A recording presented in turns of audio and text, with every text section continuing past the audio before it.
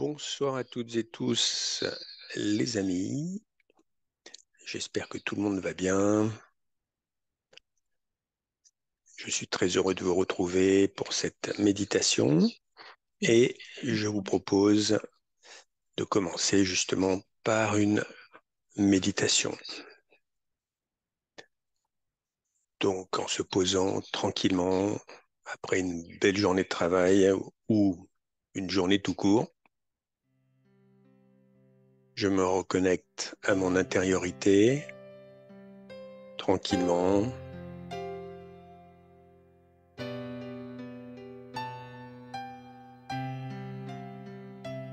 Je suis heureux de m'accorder ce moment, je suis heureux de me retrouver avec moi-même.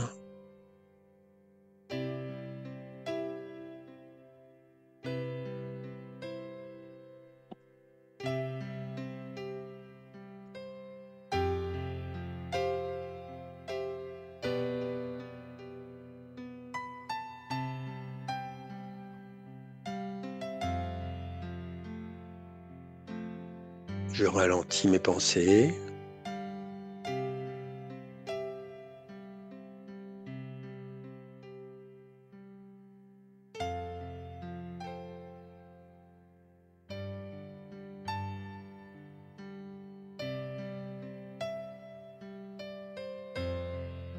Je respire de façon fluide.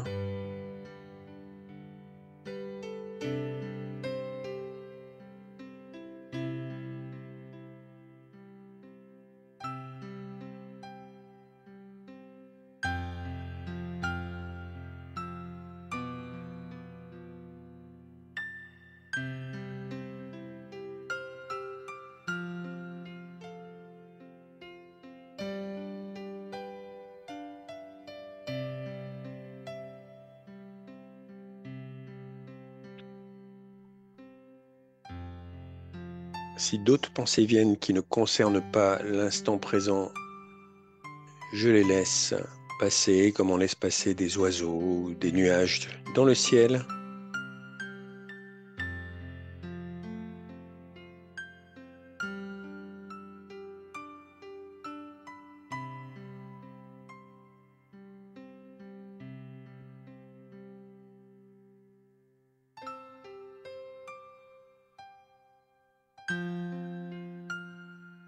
Et je laisse la paix s'installer en moi de plus en plus.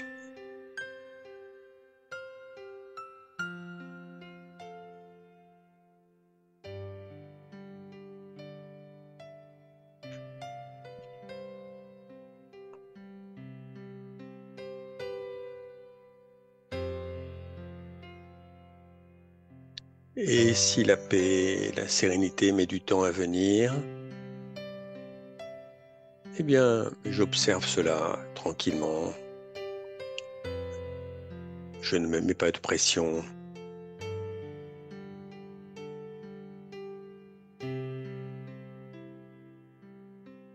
Tout au plus, je peux inspirer et expirer sur un ton plus long.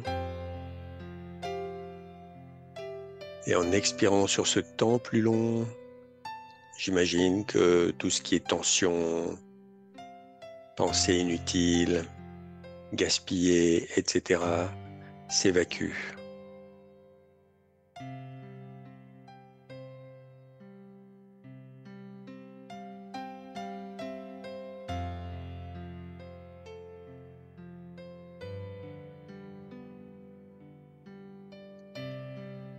J'apprécie de plus en plus tant le silence extérieur que le silence intérieur.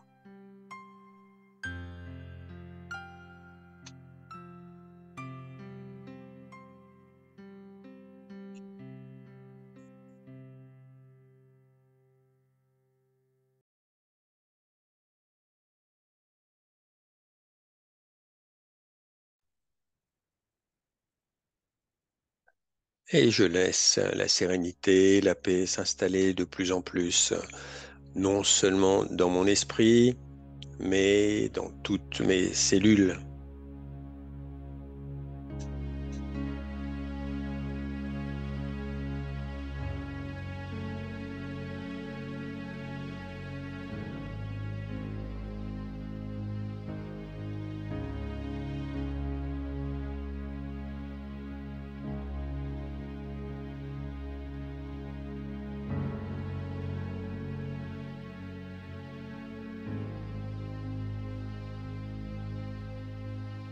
Et puis après cela, la paix, la sérénité se diffusent même dans l'espace autour de moi.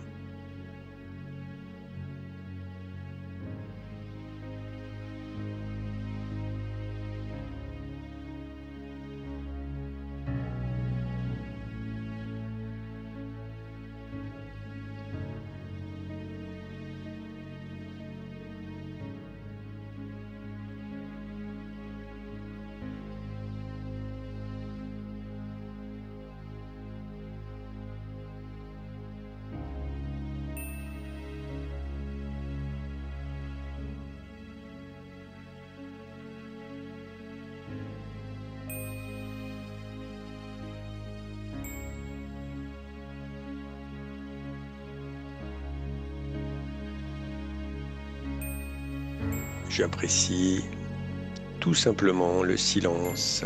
J'apprécie tout simplement le fait de me retrouver avec moi-même.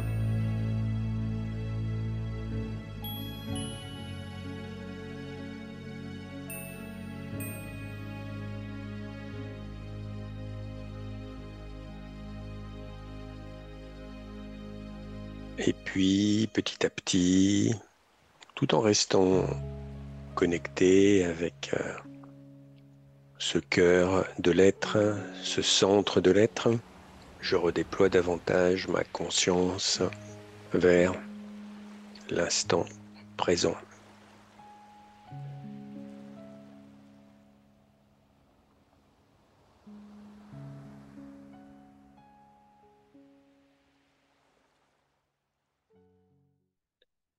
Donc, bonsoir les amis, bienvenue à l'atelier de méditation de Raja Yoga du lundi soir. Très heureux de vous retrouver. La semaine dernière, nous avons étudié le pouvoir du silence et cette fois-ci, très relié à ça, je vous propose de d'explorer ensemble la notion de concentration. Et donc l'intitulé de cet atelier, donc savoir se concentrer pour être plus heureux. Bien écoutez, il me semble que à l'heure actuelle, en tout cas dans la civilisation actuelle, et surtout pour nous qui sommes en Europe, qui sommes des Occidentaux, qui sommes habitués à utiliser beaucoup d'outils, beaucoup de jouets de la technologie depuis des années et des années, eh bien, la question de la concentration devient vraiment cruciale. Et on parle aussi, bien sûr, hein, de syndrome, de déficit d'attention, pas seulement chez les plus jeunes, mais aussi chez les adultes. On parle de fait d'être exposé à des milliers de publicités dans la journée, que ce soit sur nos écrans, que ce soit à l'extérieur. On parle, bien sûr, enfin quand je dis on parle, hein, ce sont notamment les sociologues, les psychologues, les thérapeutes, etc., nous disent à quel point notre capacité de concentration, justement, de focalisation, c'est réduite.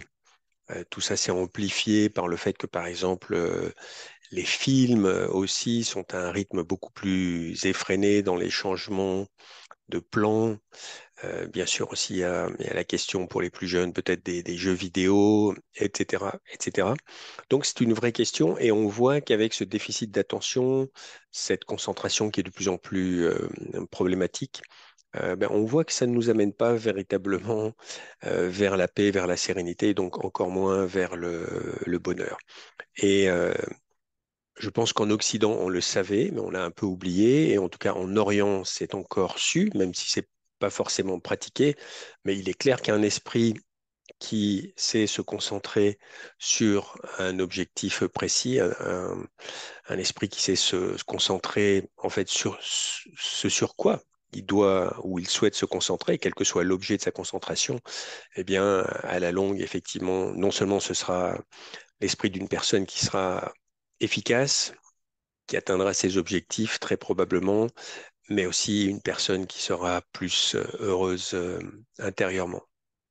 Alors j'en profite pour vous demander si vous pourriez deviner quel pourrait être le personnage représenté. C'est un très très grand héros de la mythologie hindoue, quel pourrait être le personnage représenté ici sur cette photo, donc un archer très célèbre de la mythologie hindoue. Qu'est-ce que vous en pensez?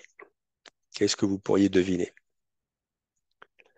Ah, je vois qu'il y a des gens qui, justement, dégainent vite, dégainent, qui décochent leurs flèches vite. Donc, bravo, Laïti, donc peut-être pour Laetitia. Donc, effectivement, c'est Arjuna.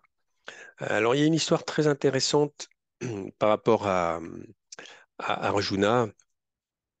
C'est l'histoire qui, par rapport au Mahabharata, donc vous savez, le Mahabharata, c'est cette épopée incroyable, c'est la plus grande épopée au monde, hein, en nombre de vers, et qui raconte la lutte entre le bien et le mal, évidemment, et le bien étant représenté notamment par une famille de 5 frères qui s'appelle les Pandavas, qui se battent contre des cousins qui s'appellent les Kauravas, et qui sont beaucoup plus nombreux, qui sont évidemment maléfiques. Et c'est une épopée incroyablement riche, incroyablement complexe, haute en couleurs, qui d'ailleurs nous apprend à considérer que le bien, le mal peuvent être des notions assez floues. Et là, ce que vous voyez sur cette image, c'est Arjuna jeune. Donc là, on pourrait dire qu'on l'a vu déjà adulte, hein, ou un jeune adulte, un bel adulte avec beaucoup d'élan. Et là, il est plus jeune. Et il est avec son acharya, c'est-à-dire il est avec son maître de tout ce qui est arts martiaux, qui s'appelle Drona. Et il y a un épisode très très célèbre où justement il s'exerce à tirer à l'arc, mais il est avec ses frères notamment, et puis d'autres jeunes garçons, et Drona est là. Et il y a un de ses frères les plus brillants, donc un des frères les plus brillants d'Arjuna, qui s'appelle Yudhishthir, qui sera plus tard le chef des Pandaves. Justement, Yudhishthir, c'est le vertueux, hein, c'est vraiment une âme très, très, très, très droite. Et pour les entraîner à tirer à l'arc, qu'est-ce que fait Drona? Il leur fait prendre de la distance et puis il met un pigeon d'argile. Donc on voit ce pigeon d'argile là en surimpression derrière. Et Yudhishthir demande, pardon, Drona demande à Yudhishthir alors vise cet oiseau et avant de tirer, dis-moi ce que tu vois. Et Yudhishthir lui dit, ben, je vois l'oiseau sur la branche, je vois la branche, je vois l'arbre, je vois aussi le ciel autour de l'arbre. Et Yudhishthir lui dit, tu n'es pas assez concentré. Alors après, il y a Bhima. Bhima, c'est le plus fort de tous les Pandaves. C'est vraiment un des êtres les plus puissants à cette époque-là. Et c'est pareil, il va prendre l'arc, il vise le pigeon d'argile. Et Drona, bien sûr, lui dit, qu'est-ce que tu vois? Et Bhima, grosso modo, fait à peu près la même description que Yudhishthir. Et donc, il y a tous les frères d'Arjuna qui passent, il y a même les cousins, parce qu'à l'époque, ils ne sont pas encore en guerre avec leurs cousins, les Kauravas. Et après, c'est Arjuna, final, qui va prendre l'arc. Et Drona lui dit, qu'est-ce que tu vois? Il est en train donc d'armer et de viser le pigeon d'argile. Et Drona lui dit, que vois-tu? Et Arjuna lui répond, Maître, je suis désolé, je ne vois rien d'autre que l'œil du pigeon d'argile. Et Drona dit alors voilà, c'est ça la véritable concentration. Donc je ne sais pas vous ce que vous pourriez retirer de cet épisode du Mahabharata comme enseignement. Moi, je sais que j'en ai quelques-uns qui me viennent à l'esprit. Mais peut-être que vous pourriez déjà dire, vous, quand vous voulez véritablement vous concentrer, vous pourriez peut-être donner au moins une astuce quand vraiment vous voulez vous concentrer pour avancer sur un projet ou pour avancer dans une réflexion, ou pourquoi pas d'ailleurs pour mieux méditer. N'hésitez pas à partager, donc soit à l'oral, soit par écrit, vos astuces. Ça peut nous permettre de nous enrichir les uns avec les autres. Donc, je vous laisse un petit peu, oui, couper le téléphone, ça c'est sûr. Merci Isabelle.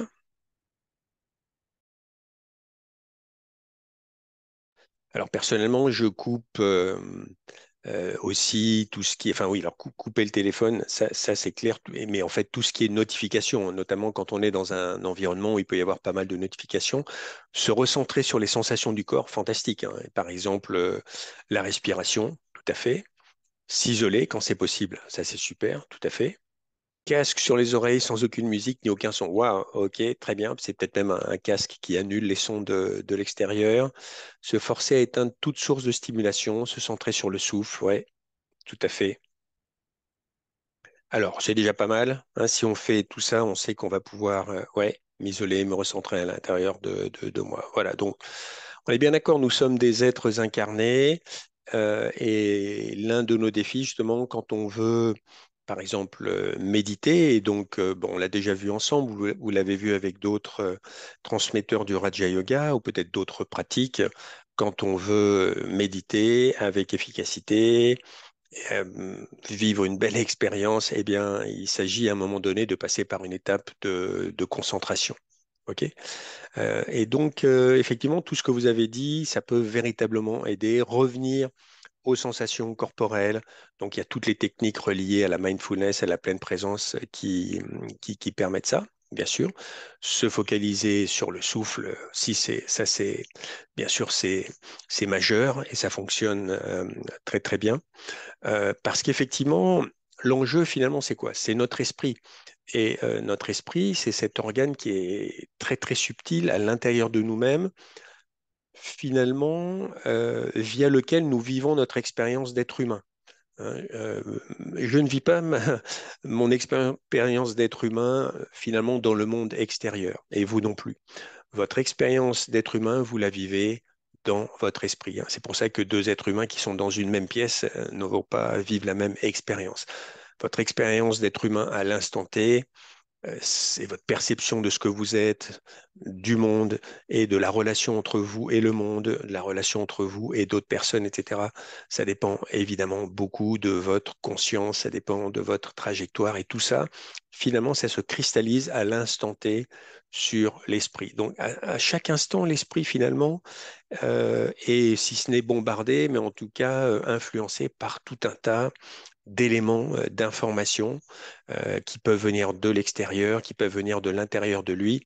Et toute l'idée, justement, c'est de faire en sorte que si je veux me concentrer, par exemple, sur une seule pensée, ce qui est une pratique assez courante, en tout cas dans le Raja Yoga, eh bien, il n'y ait pas d'autres pensées qui viennent, et bien sûr que je ne sois pas dérangé par d'autres personnes, etc. Donc, s'isoler physiquement, se reconnecter au souffle, se reconnecter aux sensations. Donc, les techniques de pleine présence pour ça sont intéressantes. Et ce qui va être vraiment intéressant, c'est de se dire, alors frapper sur un bol tibétain, pourquoi pas, ouais, ok, oui, c'est sûr. Dans le Raja Yoga, vous avez déjà vu qu'on met notamment de la musique, hein. Donc, l'idée, c'est de ne pas être attaché à la musique. La musique, c'est un peu comme un bâton dansant et on doit pouvoir aller au-delà de la musique. Mais oui, bol tibétain, ça peut, avec les vibrations du bol, pourquoi pas. En tout cas, quand je me pose en méditation, si j'ai décidé, par exemple, de méditer sur la paix ou sur la compassion, et je vais créer des pensées sur ces sujets-là, pour commencer, ça vous l'avez vu, mais qu'au final, je pense à mon travail ou je pense à un tel ou à une telle, eh bien, c'est là ce qu'on appelle des fuites dans la concentration. Et c'est totalement OK, c'est totalement humain, mais évidemment, ça va perturber mon expérience. Je ne vais pas avoir une belle expérience si ça continue. Alors, ce qui est intéressant de comprendre, c'est que quand je m'assieds en méditation pour expérimenter encore une fois la paix ou la compassion et que je pense, enfin, et que d'autres sujets viennent, ça reflète mon attachement. Ok, alors un attachement qui pourrait être on pourrait dire en positif, en agréable. J'aime une personne, donc je n'arrête pas d'y penser. Ok, même quand je m'assieds en méditation, j'apprécie beaucoup une personne. Ok, ou j'ai plutôt une relation euh, désagréable ou je suis en antipathie avec une personne et je m'assieds parce que peut-être ça s'est mal passé avec elle pas plus tard que hier ou ce matin et je repense à elle. Mais quoi qu'il en soit, que ce soit agréable ou désagréable, de toute façon, nous les êtres humains, nous devrions être capables de maîtriser notre esprit et de l'emmener dans une direction. Et si je m'assieds pour éprouver la paix, eh bien, je ne devrais pas me laisser envahir par cela. Donc après, tout l'enjeu, bien sûr, c'est de ne pas forcer. Ok, si je m'assieds et encore, je repense à une personne ou à une situation, etc. Bon, ben, peut-être qu'il vaut mieux aller faire autre chose, de la pâte à modeler ou la vaisselle ou quoi que ce soit d'autre. Et si au bout de 5, 10 minutes, je n'arrive toujours pas à méditer, il vaut peut-être mieux faire autre chose. En tout cas, Arjuna a été un tel héros, et c'est ce que montre cette anecdote, que lui, quand il se focalisait sur quelque chose, tout son esprit était complètement happé par cela. Et c'est pour ça qu'il est devenu le plus grand archer euh, de, de toute l'épopée du Mahabharata. Alors, il avait un concurrent, mais bon, c'est une longue histoire. Et ce concurrent qui était d'une famille moins noble, Drona, justement, euh, l'a obligé à se couper le doigt. Donc, c'est une autre histoire. Et du coup, il pouvait plus être en concurrence avec Arjuna. Mais bon, Arjuna était, on va dire, dans le top 2 quand même, ce qui était déjà énorme. En tout cas, moi, j'aimerais vous soumettre cela. C'est une sorte de loi spirituelle qui sonne très bien en anglais, en français qui sonne bien aussi, mais et qui se comprend bien, mais qui sonne un petit peu moins. Where my attention goes, energy flows. Where energy flows, life grows. Hein. Donc là où va l'attention, donc mon attention, l'énergie se dirige. Et là où l'énergie se dirige, eh bien, la vie grandit. OK? Where my attention goes, energy flows. Where energy flows, life grows. Donc, c'est ça le grand secret. Enfin, c'est un des grands secrets. Plus je me focalise sur un domaine d'activité, sur un sujet dans mon existence, eh bien, plus ça va envahir mon esprit quelque part. Et le, le, ma vie va tourner de plus en plus autour de ce sujet. Donc ça, on le voit très bien en amour, hein, quand on pense beaucoup à une personne, ou encore une fois en antipathie, ou quel que soit le sujet, une personne qui serait, je sais pas, passionnée de philatélie, et elle pense tout le temps à des timbres merveilleux. Et du coup, elle va sortir un jour dans la rue et puis elle va repérer une annonce qu'elle n'aurait pas vue, que personne d'autre ne verrait, parce qu'il y a plus personne d'ailleurs qui fait de la philatélie de nos jours, ça c'est de mon temps. Mais par contre, une personne qui est vraiment attirée par les timbres, elle va facilement repérer ça. Donc la concentration, alors bien sûr, on n'est pas Arjuna, mais on peut s'entraîner à devenir comme Arjuna. C'est vraiment un secret pour aller vers davantage de succès dans l'existence. Et quand je dis succès, bien sûr, c'est d'abord le succès intérieur, hein, la paix, le bonheur pour partager ça avec les autres. Donc, on va faire un petit exercice hein, de concentration à la mode Raja Yoga, bien sûr. Donc, exercice de concentration médité. Donc, on pourrait dire que un exercice de base, je dis pas forcément que c'est facile, mais c'est un exercice de base. C'est le genre de méditation que l'on fait en introduction, par exemple. C'est je mets mon esprit, comme Arjuna pointe sa flèche, sur une pensée ciblée. Et le mot ekagrata, ça veut vraiment dire concentration sur une chose. Ek c'est le chiffre 1 en hindi. OK? Et par exemple, on pourrait se dire, ben, je choisis une pensée simple et puissante comme je suis une âme, un point de lumière, distinct de ce corps. Je suis un être de pureté, je suis un être de puissance, de pouvoir, je suis un être d'amour, etc., etc. Et sans forcer, encore une fois, hein, toute l'idée, c'est pas de forcer, mais je vais nourrir mon esprit avec cette pensée. Et petit à petit, comme c'est la réalité, c'est ça la beauté de la connaissance du Raja Yoga, comme nous sommes vraiment des âmes, comme nous sommes vraiment des êtres d'énergie, des points de lumière spirituelle, eh bien, ça va éveiller cette vérité à l'intérieur de nous. Et on va pouvoir de plus en plus ressentir cela. Un peu comme quand la flèche est décochée par Arjuna, elle se rapproche de plus en plus du pigeon d'argile. Et bien, à un moment donné, la flèche atteint le pigeon d'argile. Ok, bon, ben nous, c'est pareil. On décoche cette flèche intérieure en répétant des pensées. J'ai dû le dire aussi à lors d'autres ateliers, en parlant à son esprit, hein, comme une maman parle à son enfant. Et dès lors, eh bien, on peut atteindre la cible. La beauté, c'est qu'on n'a pas besoin de créer la cible. La cible est déjà à l'intérieur. C'est-à-dire la paix est à l'intérieur de moi. L'amour est à l'intérieur de moi. La force intérieure, le pouvoir est à l'intérieur de moi. L'éternité, c'est déjà ce que je suis, etc., etc.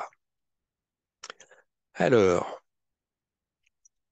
dans la foulée, puisque développer la concentration donc sur une pensée unique, on l'a déjà fait. Là, ce serait maintenant, et c'est ce qu'on va, on va faire une petite expérience. Euh, L'idée maintenant, ça va être de ressentir de façon plus durable que moi, l'âme, je suis dans ce corps et je suis différente de ce corps. OK? Et encore une fois, si d'autres pensées viennent, d'autres sentiments, d'autres émotions, c'est totalement OK, mais je n'y prête pas garde. Je les laisse passer et je reviens à ce que les Raja Yogis appellent la conscience d'âme. La conscience d'âme, c'est vraiment à l'instant T, je m'identifie à ce que je suis réellement, une âme. Et donc, je me désidentifie de ce que je ne suis pas, le corps. Encore une fois, il ne s'agit pas ici de nier le corps. Le corps, c'est le temple de l'âme. Le corps, c'est mon compagnon le plus précieux. Je dois en prendre soin. Je me suis incarné dans ce corps et jusqu'à la fin de cette trajectoire, je serai avec ce corps. Donc, c'est vraiment mon allié le plus fidèle. J'en prends soin.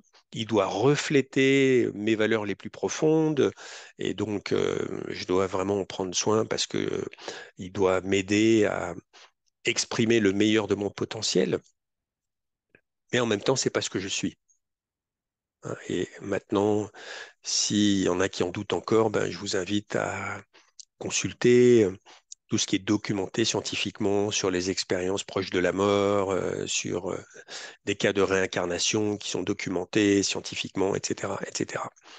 Et sinon, j'espère que vous avez fait cette expérience, que vous n'étiez pas votre corps. On va donc faire une méditation pour ressentir vraiment avec une concentration en douceur. Donc, faire l'expérience de la conscience d'âme. Avant ça, est-ce qu'il y aurait des questions ou des commentaires par rapport à ce qui a déjà été dit?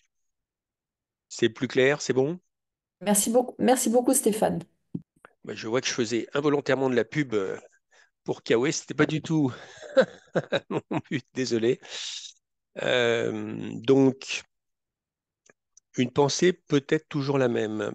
Par exemple, je suis la paix. Alors, je crois que pour chacun, ce sera particulier. Euh, L'être humain et l'esprit humain a besoin de créativité, comme vous le savez. Donc, si je me choisis comme objectif, effectivement, de faire l'expérience de la paix, là, dans la méditation qui vient, eh bien, je peux être créatif et dire, voilà, je suis un être de paix et aussi, à un moment donné, je peux varier, je suis un être de sérénité, je Je suis, suis, je suis un je être de suis quiétude. Oula, il y a la friture. Je suis un être de quiétude. Je suis un être aussi, pourquoi pas, de silence, qui est une légère variation. Et comme vous avez dû être exposé à ça aussi, ce qui peut être intéressant finalement, c'est d'instaurer aussi un dialogue avec son esprit et de dire, tiens, qu'est-ce que la paix pour moi? Et laisser l'esprit vous donner la réponse. Ça peut être en mots, mais ça peut être en sensations, etc. Tiens, la paix pour moi, c'est par exemple, je sais pas, un paysage en Méditerranée. Un jour, j'étais sur une île grecque ou une île française et je contemplais l'horizon. Et c'était le soir, il y avait une lumière incroyable, il y avait des bateaux à voile qui dérivaient lentement. Et pour moi, c'est la paix. Et du coup, je vais ressentir cela aussi, hein. Donc, se poser des questions, dialoguer avec son esprit. Et comme on l'a vu aussi, quand des pensées qui ne sont pas celles souhaitées, donc quand justement des pensées qui sortent du champ de concentration arrivent, je dis, bon, c'est pas le moment, tu reviendras plus tard. Ok. Et revenir à l'objet de la méditation. Et c'est pour ça aussi que c'est vraiment intéressant de méditer sur le point de lumière. Donc vous le voyez derrière moi, hein, mais je vais le mettre là à l'écran. C'est que c'est un peu comme le pigeon d'argile d'Arjuna, ce point de lumière. C'est pour ça que nous, on l'utilise beaucoup. Alors bien sûr, évidemment, au bout d'un moment donné, c'est tellement intégré en nous qu'on n'a pas besoin de le voir, parce que naturellement, on le projette sur l'écran de l'esprit. Et on voit que ça va apaiser l'esprit. Le secret derrière ça, ben, c'est encore une fois, c'est parce que, en tout cas, nous, c'est notre expérience, et que notre forme réelle d'être en tant qu'être spirituel, c'est cette forme du point, hein, qui est la forme la plus simple dans l'univers. Voilà, j'espère, Magda, que j'ai répondu à votre question. On va faire donc une petite méditation et se focaliser sur la conscience d'âme.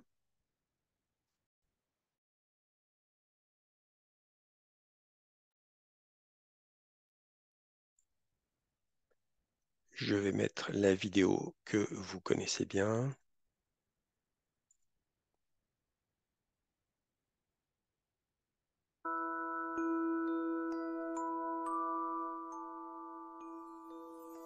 Donc,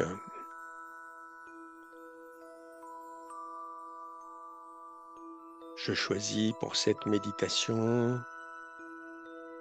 de ressentir le plus possible ma vraie nature. Et donc à la fois, je peux regarder à l'écran le point de lumière et à la fois, je peux ressentir peut-être qu'il est là au centre du front.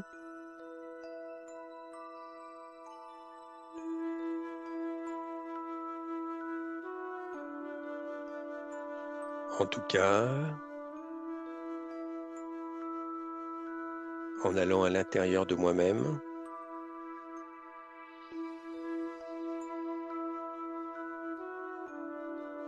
je prends conscience que ce corps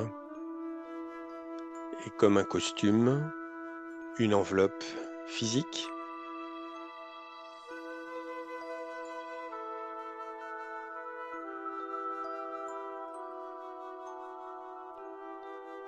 et comme un acteur, je peux m'en détacher, je peux enlever ce costume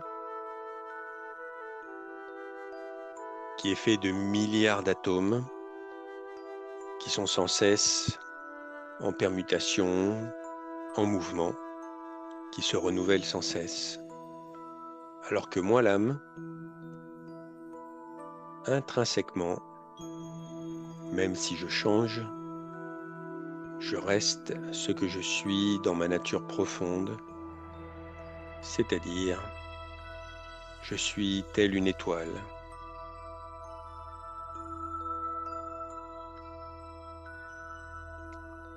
J'ai la même beauté que les étoiles dans le ciel par une belle nuit d'été, dans un ciel clair.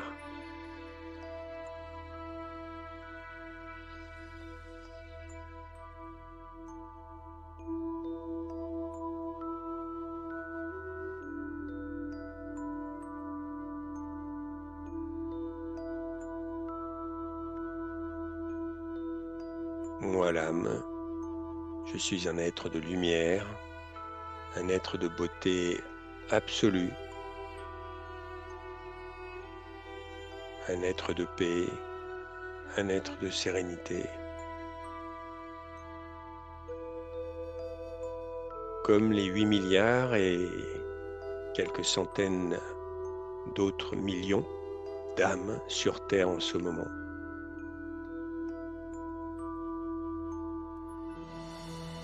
Quelle chance, quelle fortune de prendre conscience de ma vraie nature.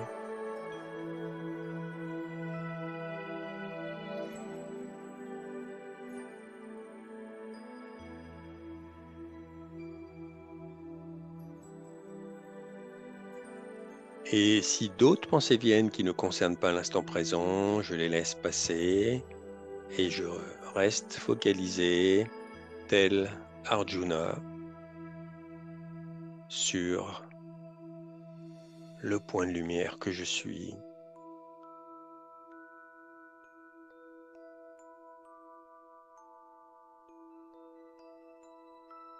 C'est tellement reposant d'être relié à ce point de lumière, alors que toute la journée, mon esprit est relié à tellement d'autres êtres humains, tellement d'idées, de concepts, est envahi par tellement de sentiments, d'émotions, sensations. Là, c'est la liberté,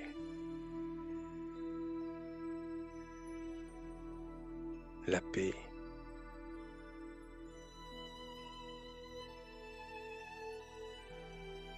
Je sens comme une légèreté. C'est ma vraie nature.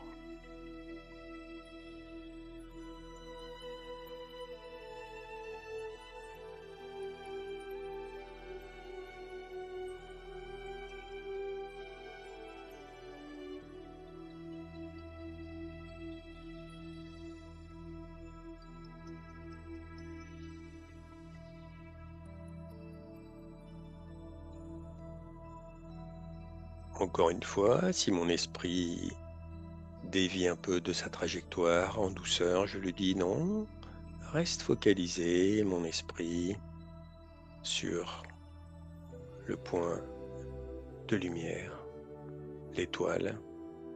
C'est ce que je suis, moi, l'âme.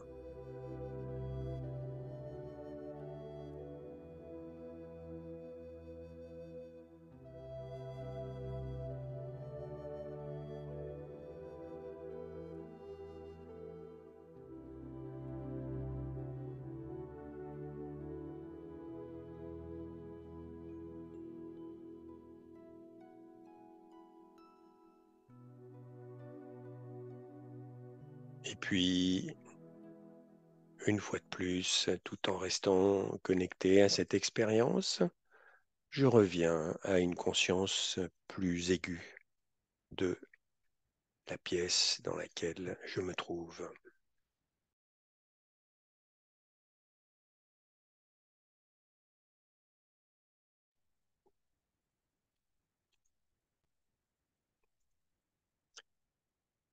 Voilà les amis. Alors, comment ça s'est passé pour vous, cette phase de concentration?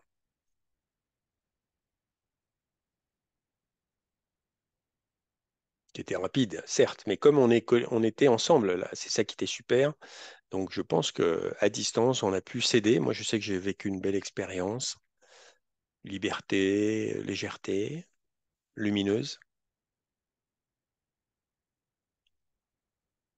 Mais évidemment, si ce n'a pas été le cas pour vous, c'est le moment de le dire parce que c'est comme ça qu'on progresse.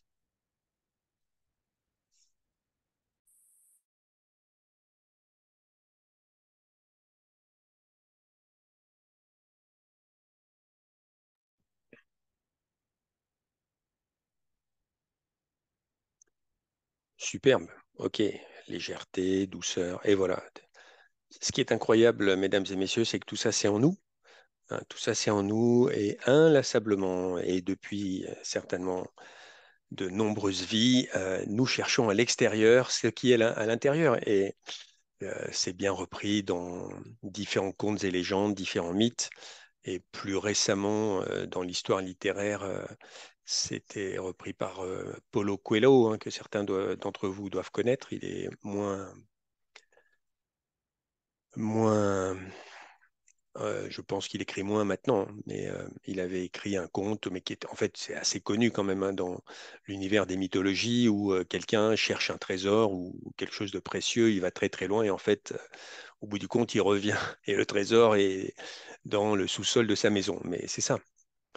Ça fait penser aussi, mesdames et messieurs, à cette, euh, cette parabole aussi où à un moment donné, Brahma, donc un dieu hindou.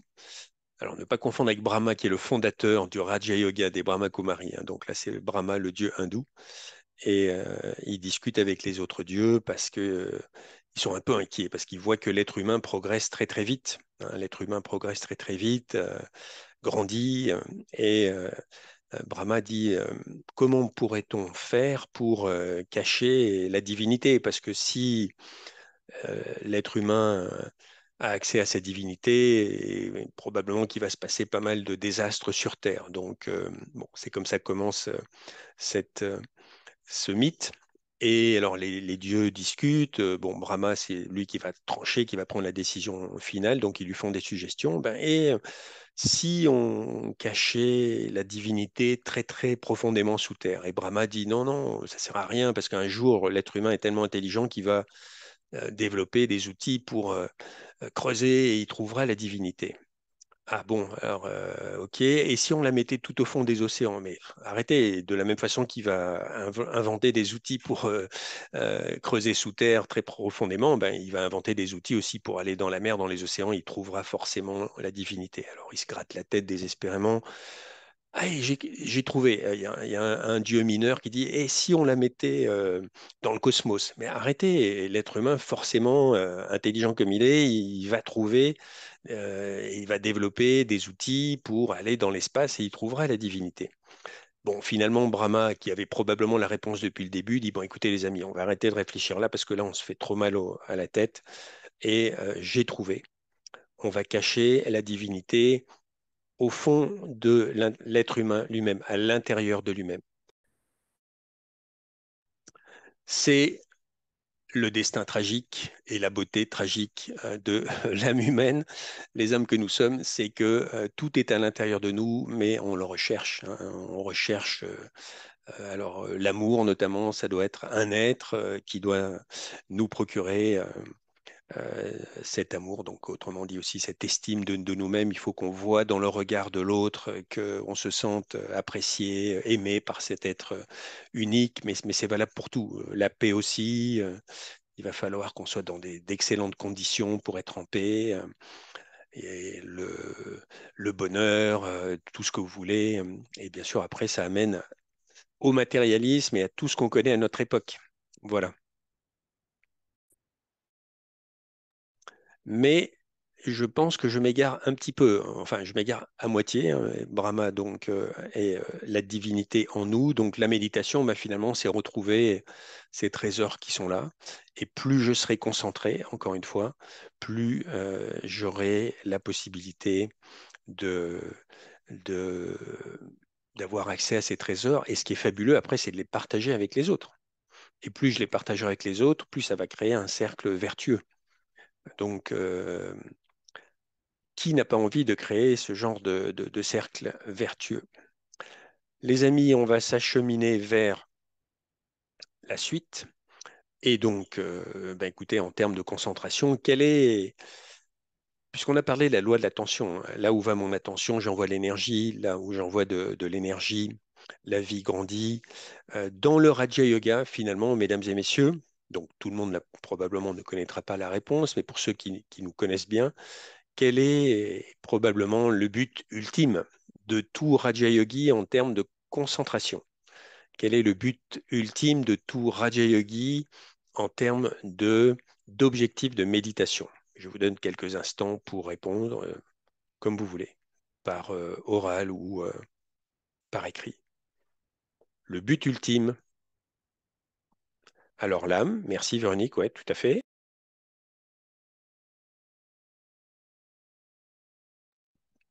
La paix, l'amour, tout à fait.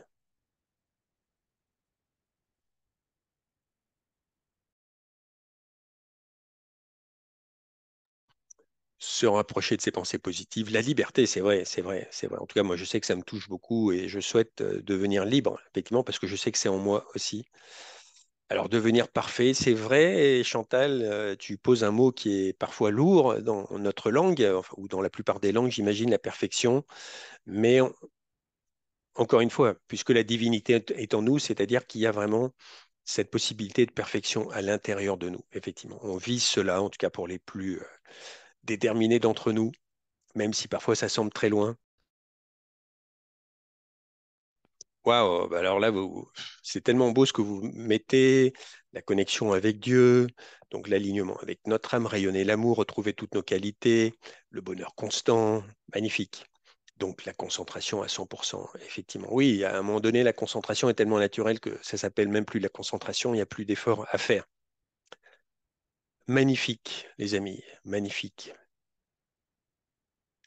Alors on pourrait dire beaucoup de choses sur la concentration, parce que nous, je pense, surtout nous les Français, ou en tout cas le public francophone, est donc relié quelque part à la sphère intellectuelle française. Concentration, on pense à l'intellect, on doit penser au cerveau, mais la concentration la plus facile, évidemment, ce sera celle qui fera intervenir le cœur, hein. Si mon cœur vraiment est engagé, alors là, ben, je vais rester véritablement concentré, sans forcer, sans dépenser d'énergie, hein. Encore une fois, quand on est amoureux d'une personne ou si on est très connecté à un sujet, un objet, c'est le cœur qui est engagé et du coup, la concentration est facile.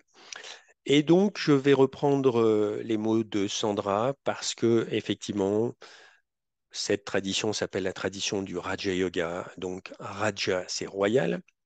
On retrouve ça dans Rajasthan, comme vous le savez, donc la terre des rois, dans Maharaja, les grands rois. Et le yoga royal, de quoi s'agit-il pour ce qui nous concerne? L'objectif ultime du Raja Yogi, effectivement, c'est cette connexion avec la source, l'âme suprême. Alors évidemment, il s'agit d'ouvrir son cœur à cette possibilité, ce qui n'est pas fort, ce qui n'est pas évident peut-être pour nous Français, mais qui a vraiment un être dans l'univers qui, comme le Soleil physique dans notre système solaire, est tout le temps en train de rayonner tout ce à quoi on aspire, l'amour, la paix, l'amour inconditionnel, bien sûr. Et c'est l'océan de toutes les qualités, c'est le soleil de toutes les vertus. J'ai fait une fois, moi, l'expérience que c'est vraiment cette énergie qui vient de la source, qui soutient en fait l'univers, mais de façon bien sûr très, très incognito. Et la méditation du Raja Yoga, sans passer par la prière, sans passer par des mantras, sans passer par des génuflexions, sans passer par des pèlerinages, etc. La méditation du Raja Yoga se propose d'être connecté le plus souvent possible, le plus longtemps possible à la source. Pourquoi? Parce que justement, à partir du moment donné où on a bien compris que notre esprit, sans arrêt, se colore, se charge de vibrations, donc qui viennent à la fois de l'extérieur et qui viennent de notre intériorité, eh bien, notre raisonnement, c'est que si on se charge pardon, si je me charge de l'énergie et des vibrations les plus élevées qui soient, ce sont les vibrations de la source, eh bien, petit à petit, je vais justement retrouver ma propre éternité, je vais retrouver ma propre liberté, je vais retrouver ma propre félicité. En fait, mesdames et messieurs, on n'a pas vraiment le choix, hein. C'est-à-dire que si je me connecte à autre chose qu'à la source, et pour nous, la source, c'est aussi un être d'énergie comme nous, donc c'est assez facile, c'est aussi un point de lumière. Si je me connecte à un autre être que la source ou à n'importe quoi d'autre, ça ne me permettra pas, in fine, d'arriver là où je souhaite arriver si vraiment mon but, c'est de me libérer, si vraiment mon but, c'est d'être dans la joie, même dans l'action. Pour ça, il n'y a qu'un seul être dans l'univers qui est constamment libéré, libre, qui est constamment dans la félicité, c'est la source. Et donc, on comprend bien que si on arrive à diriger notre esprit avec le pouvoir de concentration sur la source, eh bien, on va s'imprégner des énergies de la source. Et notre cœur, petit à petit, va se charger de tout ça, mais notre cœur et tout le reste, hein, l'âme, les chakras, etc. Et euh, eh bien, notre vie va vraiment là se transformer complètement. Et effectivement, le but, comme Arjuna, c'est d'être focalisé. Donc d'abord peut-être c'est quelques secondes, puis après c'est quelques minutes, et puis après le plus souvent possible. Et le but ultime, pour nous, ceux qui nous connaissent bien, vous le savez, notre but n'est pas de méditer en nous retirant dans une grotte ou dans un ermitage. Non, c'est d'être connecté à notre intériorité et à la source le plus souvent possible dans la journée.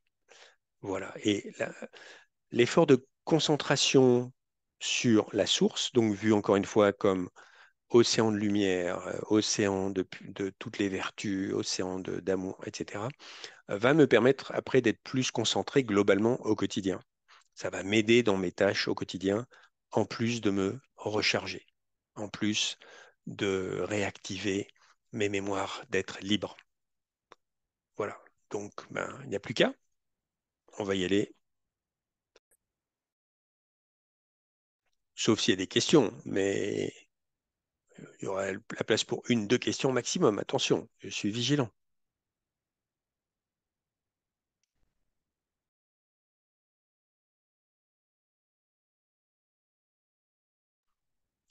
Pas de questions. Voilà, écoutez, on a suffisamment parlé, enfin surtout votre hôte.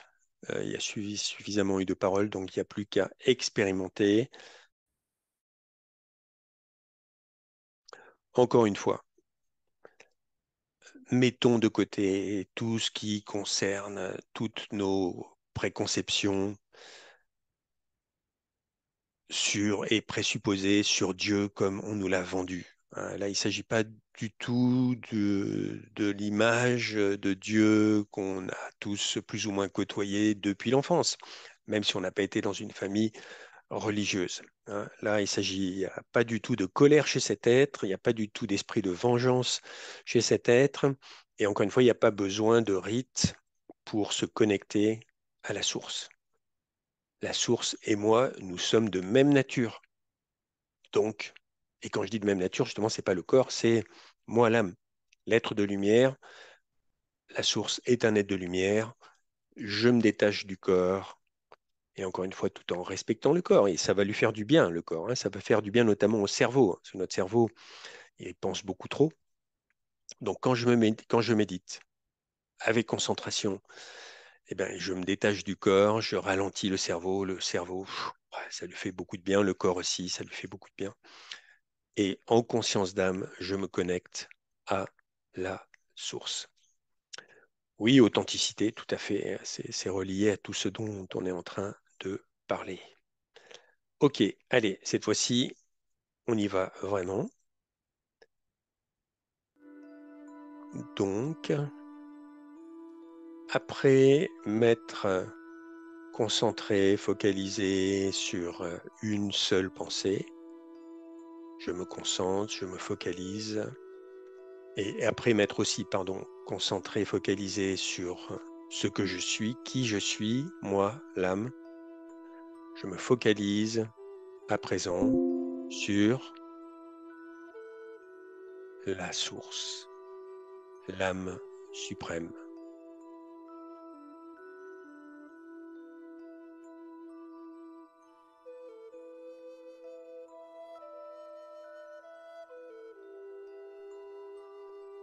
Pour cela, d'abord, je redeviens qui je suis, ce que je suis, c'est-à-dire ce merveilleux point d'énergie, cette merveilleuse étoile située quelque part dans le cerveau, au centre du front.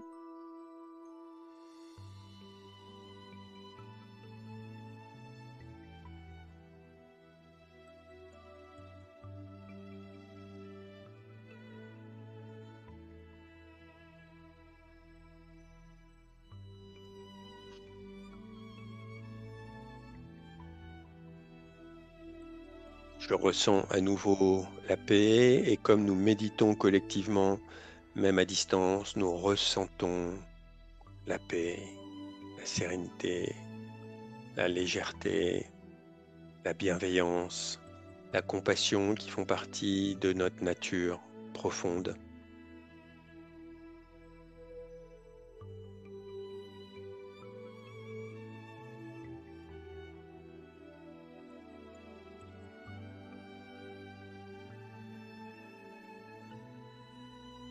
Et puis j'ouvre mon cœur à la présence d'un autre être de lumière,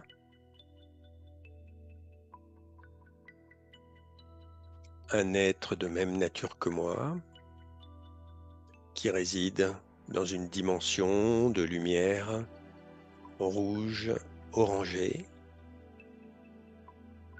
C'est le monde des âmes, le monde de la paix, la dimension de la quiétude, de la sérénité absolue, d'où je viens. Je suis parti il y a bien longtemps de ce monde.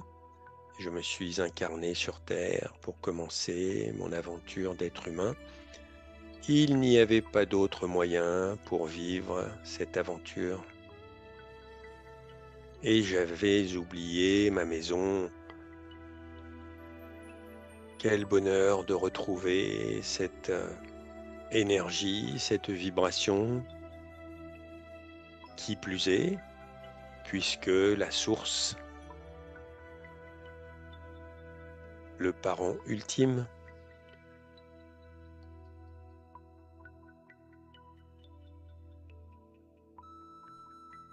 l'océan d'amour lui-même, le soleil de paix,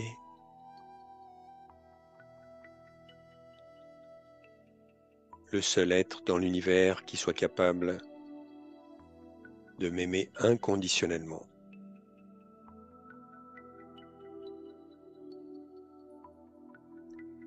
La source est bien là, dans cette dimension.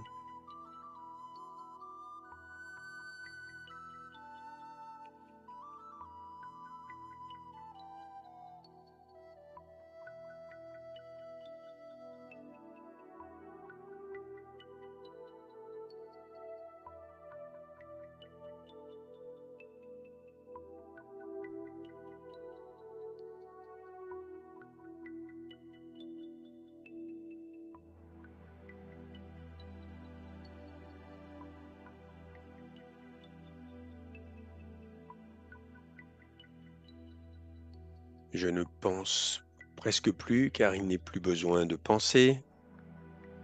Je lâche prise complètement avec tout ce qui est relié à la dimension terrestre, mes rôles, mes relations,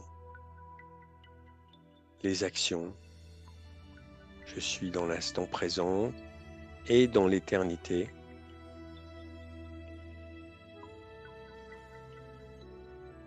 Je me sens libre et j'accueille dans mon cœur toute cette lumière, toute cette bonté, tout cet amour inconditionnel de la source.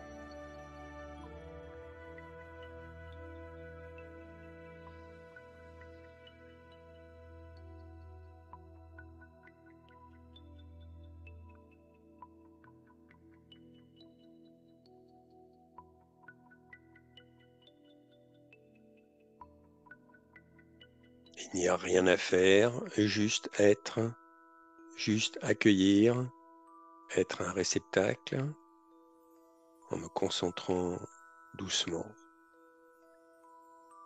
en toute légèreté et en rediffusant toutes ces belles énergies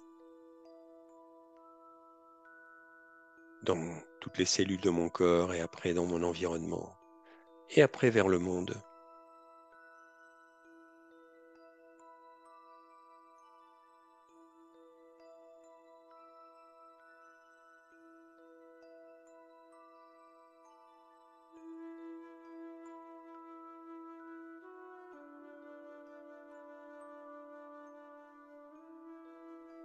Je ressens une paix, un confort toujours plus profond. Je n'ai besoin de rien. Je suis tout comme la source est.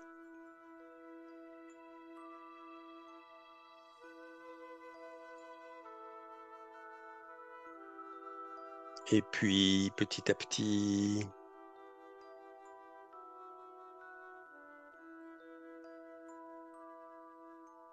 tout en restant connecté à cette expérience,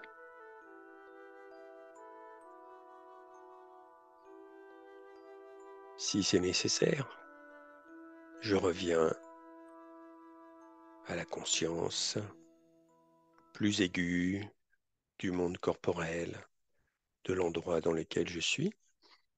Et sinon, si je peux me le permettre, je peux rester dans le monde des âmes,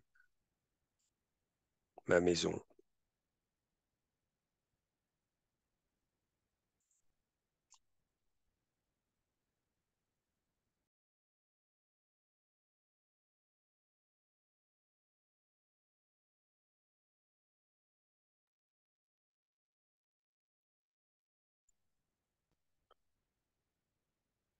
Voilà les amis, j'espère que ce voyage intérieur gratuit, c'est ça qui est fantastique, tout ça c'est gratuit, on n'a pas besoin de payer quoi que ce soit, c'est vraiment à notre portée, il s'agit de le cultiver, hein, c'est un des autres clés de la concentration, bien sûr, c'est d'avoir de bonnes habitudes, essayer de méditer à des heures régulières chaque jour, ou c'est pour ceux qui commencent, bon, bah, si c'est pas chaque jour, mais en tout cas, si vous méditez tous les 3 jours, tous les 4 jours, ok, mais essayez de méditer à la même heure aussi, ça va vous aider.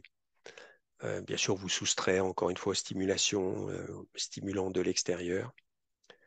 Et puis, écoutez les amis, ben, continuons le voyage ensemble. Le monde compte sur nous, hein, parce que vous avez vu quand même le chaos qu'il y a dans le monde. Donc, le monde a besoin de méditants de plus en plus, de plus en plus. Donc, vraiment, continuez.